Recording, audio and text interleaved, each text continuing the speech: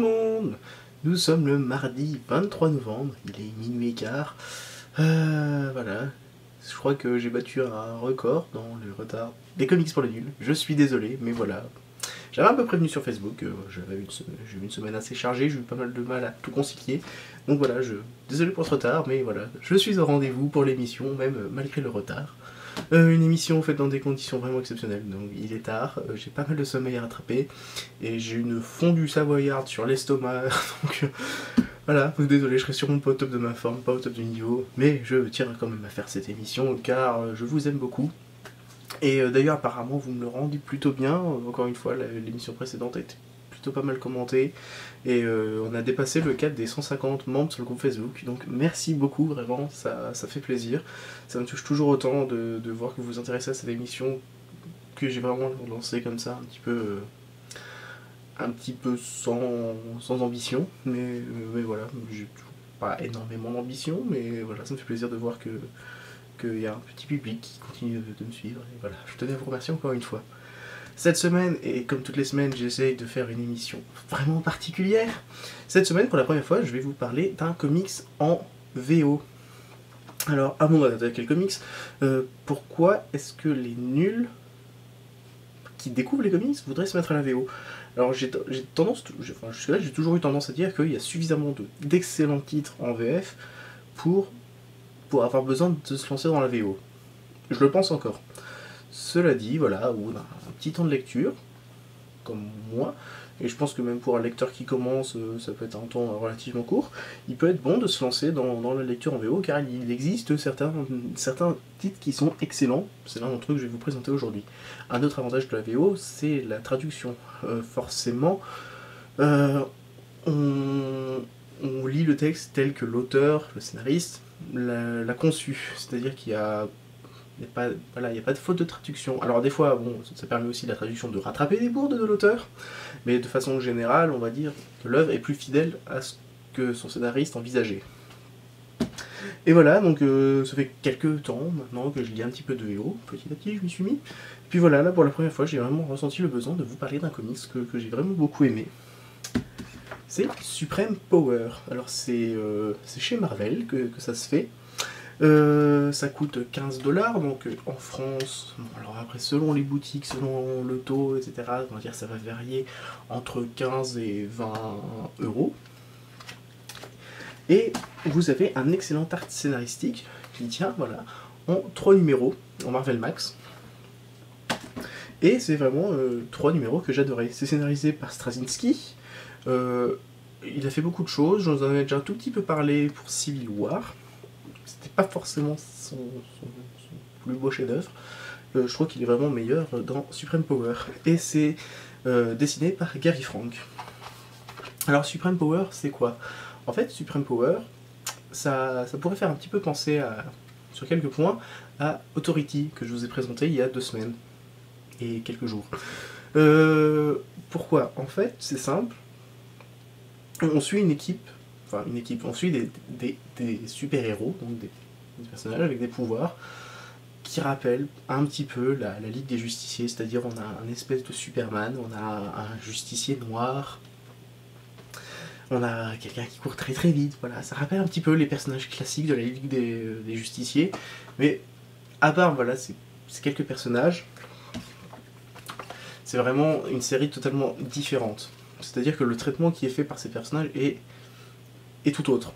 Ça pourrait presque être une relecture complète de l'univers d'ici. À part que oui, c'est publié chez Marvel. Et donc du coup, ça commence à faire des choses intéressantes. Alors, dans Supreme Power, en fait, ce qu'on suit, c'est essentiellement Mark Milton. Mark Milton qui, voilà, se crache sur Terre et qui va être récupéré. Premièrement par des petits fermiers, et ensuite le gouvernement va très très très vite mettre la main dessus et essayer d'encadrer un maximum son enfance, afin d'en faire un espèce de super patriote, vraiment l'arme ultime qui peut apporter la paix sur Terre, et forcément suivre les intérêts des États-Unis. Petit à petit, on découvre que d'autres personnages existent, qui eux aussi développent des pouvoirs, et dans Supreme Power, on va commencer à découvrir un petit peu chaque personnage de façon individuelle, même si au début on s'attarde beaucoup sur Clinton. Voilà, on va découvrir les autres personnages et leurs chemins vont se rencontrer petit à petit. Ils se connaîtront pas forcément tous les uns les autres, ou alors pas forcément avant un bon bout de temps, mais voilà, on va suivre petit à petit tout ce petit groupe de personnages, et même quelques autres. Alors, pourquoi j'ai aimé? Déjà le dessin. Voilà, ça c'est un truc que ce soit en VO ou en VF, c'est la même. Franchement, le dessin, c'est bien dessiné, c'est bien ancré, les couleurs sont belles. Il y a vraiment des splashes comme celle-là qui sont magnifiques. Et le dessin, dire, reste au même niveau du début à la fin et ça fait plaisir à voir. Et là, vous voyez, Clinton derrière. Ouais, il y a même quelques petits personnages historiques qui font leur apparition. Hop, une planche un peu plus vénère, voilà. Un autre personnage. Voilà, il y a là ça. Ça se fait un peu plus. Alors voilà, c'est un autre truc que j'aime bien dans Supreme Power, c'est qu'en général, les scènes d'action sont assez bourrins. C'est-à-dire, alors j'aime pas parce que c'est bourrin pour être bourrin, c'est juste que ça ancre la série dans une réalité qui nous semble relativement proche.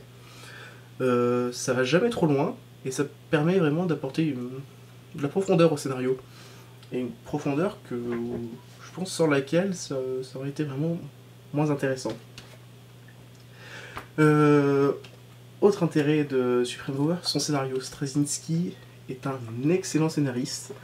Il développe voilà, dans cet arc scénaristique qu'on retrouve dans les 3 numéros, il développe son histoire petit à petit et on s'ennuie jamais. C'est-à-dire que voilà, dans le premier tome, on va suivre chaque personnage individuellement. Dans le deuxième, ils commencent à se rencontrer, des fois à s'affronter, mais voilà, il se passe des choses entre eux. Et petit à petit, ils se mettent d'accord, ils ont une cible commune qui va se dévoiler dans ce 3e numéro. Et là, voilà, on attaque un peu les choses plus sérieuses en groupe. Donc voilà, c'est une façon de faire relativement classique, mais voilà, là c'est fait sur la longueur. On apprend à découvrir les personnages. Voilà, autant sur Authority, il y a 2 semaines, j'avais dit que j'avais bien aimé le fait qu'on découvre comme ça l'équipe et qu'on est tout de suite mis dedans. Bah là, j'ai bien aimé aussi le traitement qui sont faits sur les personnages, qu'on apprend vraiment à découvrir petit à petit, car c'est des personnages intéressants. Ils sont tous très différents.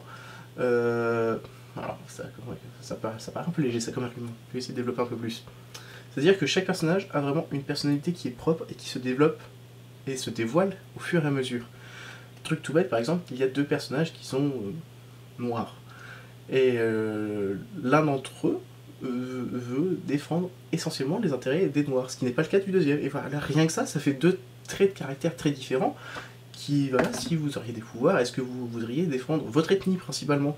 C'est le genre de thème qui est traité dans Supreme Power de façon assez fine, assez délicate, mais qui est bien traité. Voilà, franchement, c'est réussi du début à la fin. J'ai vraiment adoré. Alors après, sur le côté lecture en VO, qu'est-ce qui m'a manqué, on va dire, par rapport à une lecture en VF? Pas grand chose. C'est-à-dire, Supreme Power, et les comics en général, c'est pas du Shakespeare, ça se lit relativement bien. Comme je vous l'ai dit, par contre, le scénario est relativement bien développé. Il y a souvent des scènes de discussion entre les personnages, et beaucoup plus que des scènes d'action. Et ce qui fait qu'il y a certains passages qui sont peut-être un peu corsés, si vous n'avez pas un bon niveau d'anglais.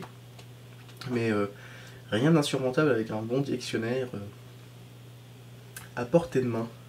Donc voilà, du coup, je suis content, j'ai acheté de la VO. Je sais pas du tout quand est-ce que ce sera publié en France, en tout cas ça ne l'est pas actuellement.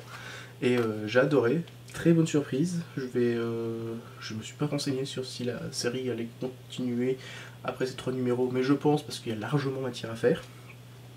Genre, ça me paraît même bizarre que ce soit pas le cas. Mais voilà, excellent comics, de la lecture en VO, de la bonne, que je conseille à des nuls, parce que voilà, ça vous permet de découvrir une équipe qui est fraîche et qui est intéressante. Voilà. Voilà, j'espère que j'ai pas trop raconté de bêtises aujourd'hui, parce que je suis pas au top de ma forme, encore une fois. On en a fini pour les comics pour aujourd'hui. Comme d'habitude, je vais vous parler d'autre chose. Et je viens de réaliser que je n'ai pas réfléchi à ce passage de l'émission avant. Donc je vais vous parler, voilà, ça y est, j'ai trouvé, du joueur du grenier. Ah, ça c'est un nom bizarre. Alors, je pense que certains d'entre vous doivent le connaître parce que c'est quelqu'un qui poste des vidéos depuis déjà quelques temps et qui a un énorme succès sur internet. Alors le joueur du grenier, en fait, c'est quelqu'un qui s'amuse à tester des jeux rétro, mais de façon complètement déjantée. Selon moi, c'est un peu le seul à présenter à tester les jeux de cette façon. C'est voilà, je me demande si je vous en ai pas déjà parlé. Bon, si je vous en ai parlé, je suis désolé. Si je vous en ai pas parlé, donc voilà, il s'amuse pas à tester les bons jeux rétro, il s'amuse à tester en fait les vieux jeux pourris qui voilà, qui ont vraiment mal vieilli, qui à déjà leur époque étaient relativement infâmes. Voilà, mais il le fait avec un humour, mais qui lui est vraiment propre. Et c'est absolument fabuleux et succulent à suivre toutes les 2 semaines, il me semble. Ça devrait être aussi diffusé, ça doit être aussi toutes les 2 semaines, comme moi. À part que lui, il est plus ponctuel comme moi. Mais voilà, je vous encourage fortement, si vous aimez un petit peu la culture vidéoludique, à vous tourner vers le joueur du grenier. Parce que voilà, c'est super bien, c'est super marrant, c'est léger, et ça vous permet un petit peu de voir tout le chemin qui a été parcouru depuis cette époque. Voilà, et bien sur ce, je m'excuse encore pour ce retard. Nous sommes le 23 novembre, il est minuit 27. Je vous encode cette émission et je la mets en ligne dès que possible. Et voilà, rendez-vous pas ce dimanche, mais le dimanche suivant pour une émission qui, je l'espère, sera à l'heure. En attendant, prenez soin de vous. Bye.